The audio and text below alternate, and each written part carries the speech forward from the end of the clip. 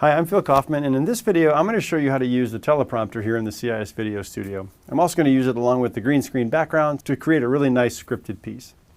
Now when you come into this space, you're going to want to hit the lights, which automatically turns on the studio lights. From there you'll locate the guidance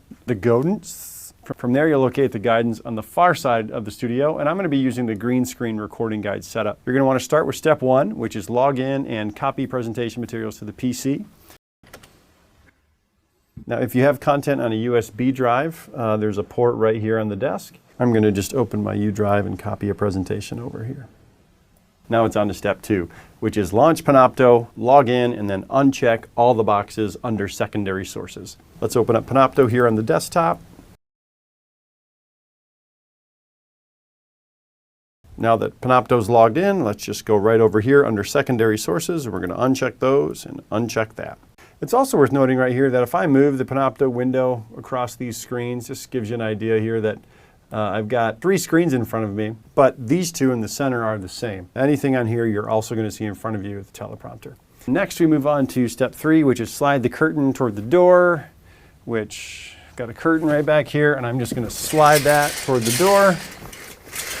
Okay, so now we're going to move on to step 4, which is if you're using PowerPoint, start the slideshow. I've got this slide right here that I want to use as my backdrops. I'm going to go to slideshow and then uncheck use presenter view. So now when I present this slide, I actually have a screen that I can use here in front of me. So now that my slides are where we want them, I'm going to move on to step 5, and this is where we turn on the green screen keyer.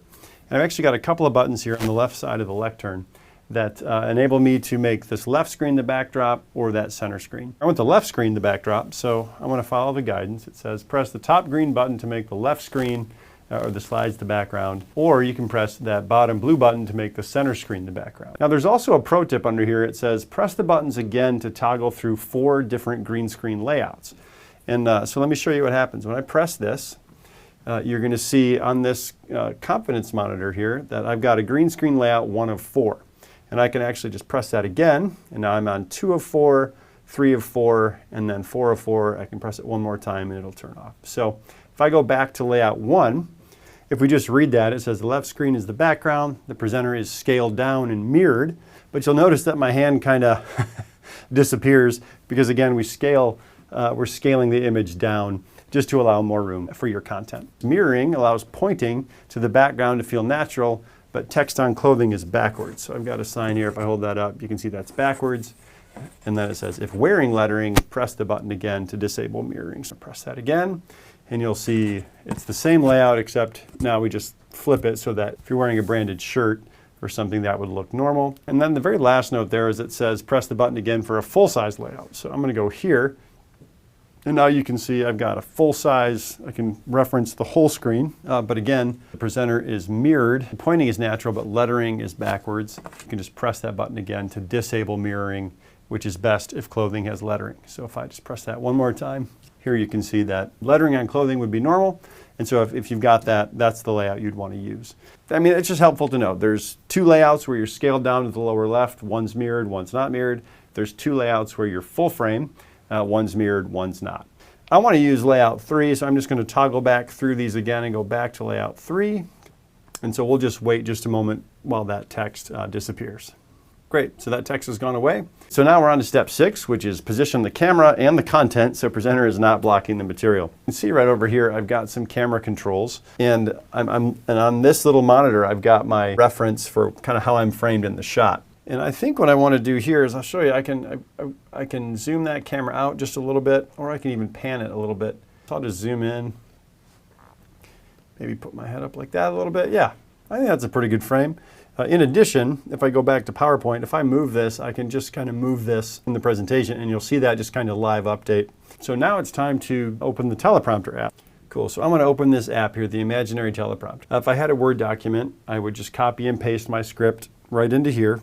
But then what I want to do is I want to go up here to the settings icon, and I don't want the width to be this entire screen because when I do that, if I'm looking way over here, you're going to notice it as I'm reading, right? So what I want to do is I want to change the width on here. I'm going to go to settings. I'm going to bring that width down right in there, 30%. I also want to bring that font size down a little bit. I want to be able to see a fair amount of that content at the same time. And now when it's time to start prompting, what I can do is just click prompt. Usually what I would do is go right there and then maybe I would just hit the space bar and I'm going to pause that. Because I have that narrow column of text, that's going to keep me looking right at the camera, which is exactly what I want. So now that I've got my text ready to go, it's time to record. So I'm going to move on to step number 7, which is press F8 to start recording, press F9 to pause and resume, and then press F10 to stop.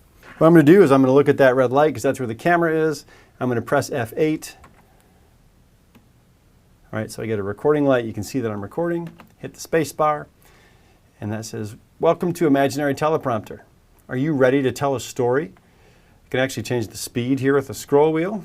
Teleprompter is the most complete free software professional teleprompter for anyone to use. Click on Prompt It whenever you're ready and control the speed with the arrow keys. So you can use the arrow keys or you can use that scroll wheel on the mouse.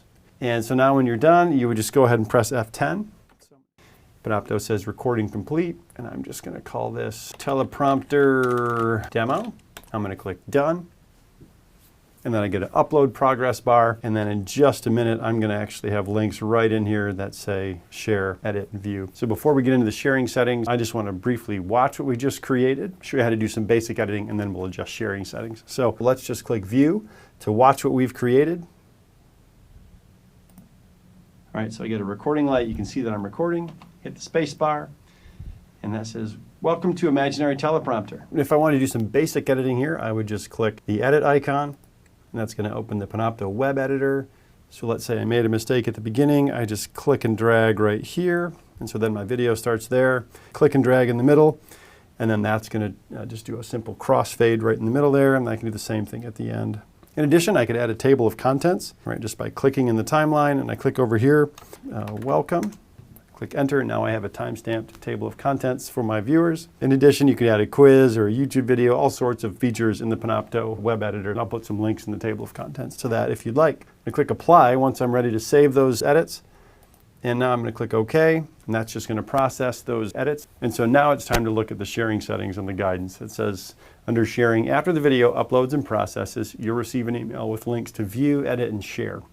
Click the email's share link and set access to your organization unlisted, anyone at your org with the link. So that's what I'm going to do right here. I'm just going to click the sharing icon, and I'm going to click change, go to your organization unlisted. Now I can just copy that link and paste that wherever I'd like to share it. Now you're on to step 9, which is when done, replace the curtain, sign out of the PC, and hit the lights. If you're interested in using the Video Studio to record other types of content or in virtual meetings, take a look at the links in the table of contents. Thanks for watching.